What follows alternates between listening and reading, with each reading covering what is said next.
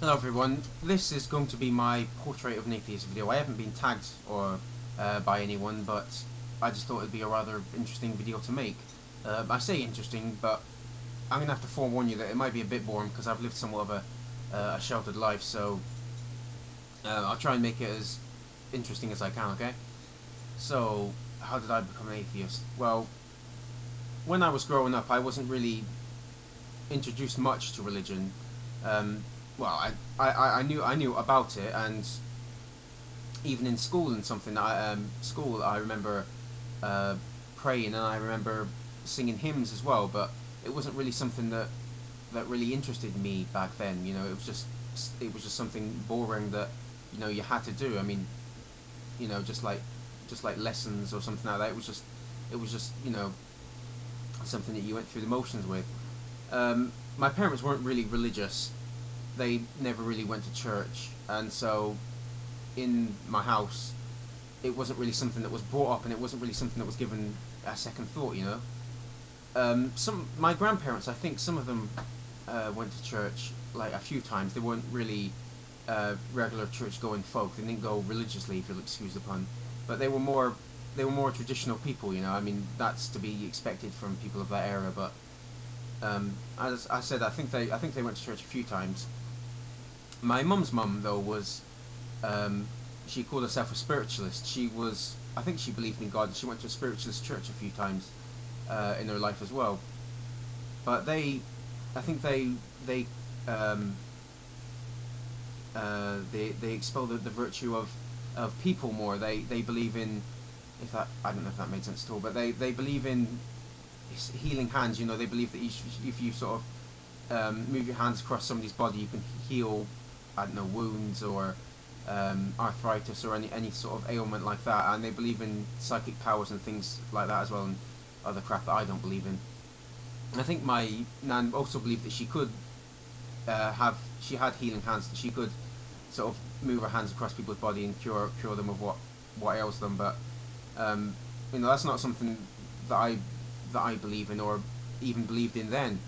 It's if she wanted to believe in that, I mean that's fine. She was a nice woman, but it's just not something that we agreed on or never really talked about, actually, come to think about it. Now, even though saying that I wasn't really brought up religiously, I do remember going to a church, different churches a few times when I was younger, and I never really enjoyed it. I remember there was something with an orange and a candle. I can't remember what that was about, but it's rather a vivid memory. Just a candle in an orange in church. It's just something that I remember. If anybody knows what that is, feel free to tell me. But I never really enjoyed it. I was always kind of bored. It was always something that got in the way of doing something more fun. I never really got into it, and it was never something that I considered. I'd like to do this and know about this more. And I could never sing anyway, so when the hymns came on, I was just sort of joining on. You go like that. It wasn't really something, as I said, it was just something that you had to do to appease someone else or something. Now, when I was a kid, I did think that I saw some ghosts. When I was younger and my granddad died, we were down in Bristol for the funeral, and I thought I saw him at night. And this wasn't the only ghost I saw. Over the next few years, I thought I saw floating heads and stuff like that. And I told my mum the morning after seeing. Well, I thought I saw my granddad, and she was wanting to know about it, and she believed me, and and I believed it then myself as well. But I look back now and I just think how stupid was I to believe what I saw was actually real. Since I've become an atheist, you look back on things with more rationale, and I think, okay, it was dark. I didn't have my glasses on, so these sort of factors came together, and made me see something that I thought was there, but it's not really. So as I was growing up, I sort of made the progression to an agnostic. I've been on the internet for a while now, about 10 or 11 years, and I remember in the early days, right, at least 10 years ago, finding a web page of famous agnostics. Now, at that time I didn't even know what that word meant. So I found out, and it interested in me. I wanted to know more about sort of religion, and if not just religion, but just more about trying to find out if God exists. Now, from then on, I probably would have said I was an agnostic. If someone asked me if I was a believer in God, I would say I don't know if he exists or not. And I was fine for me then.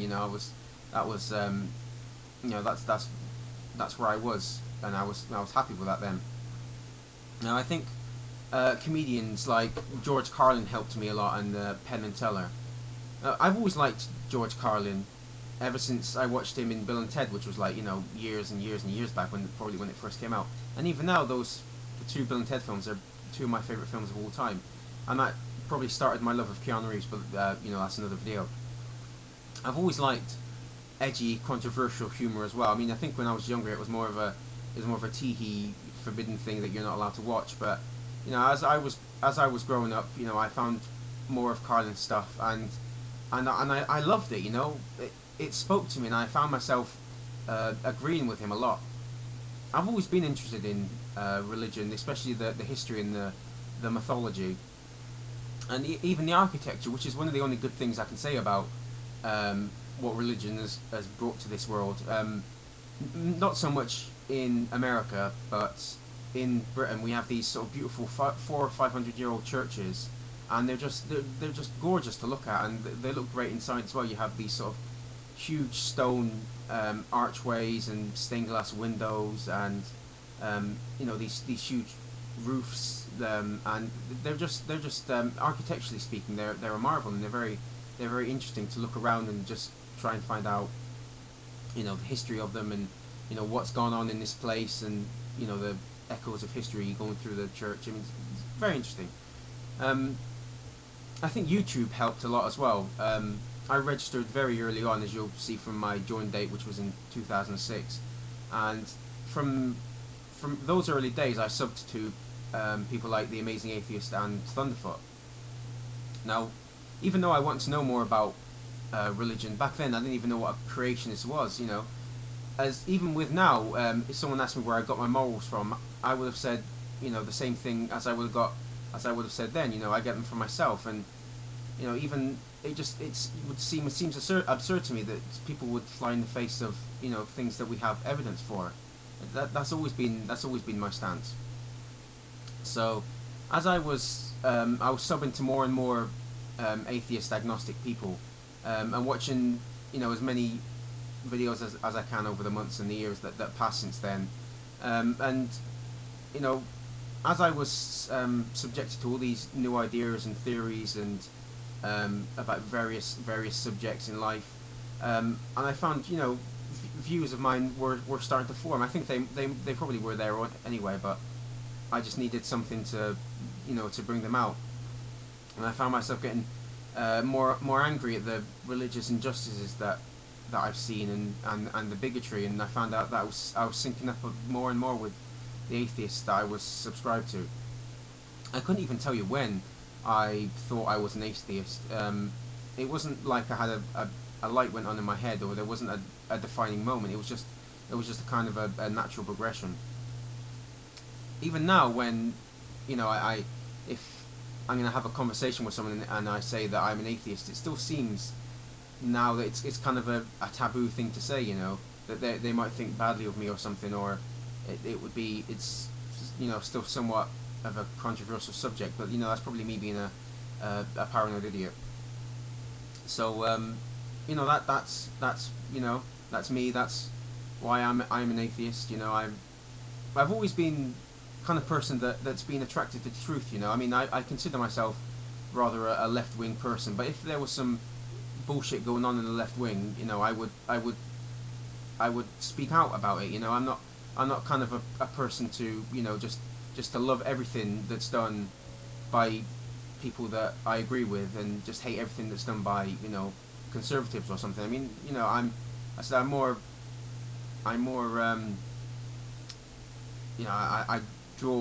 drive myself more towards the truth. If something's true, then that's what I'm going to believe. And now I'm rambling, so I better shut up. So, you know, that's me, my life in a small nutshell. Cheerio.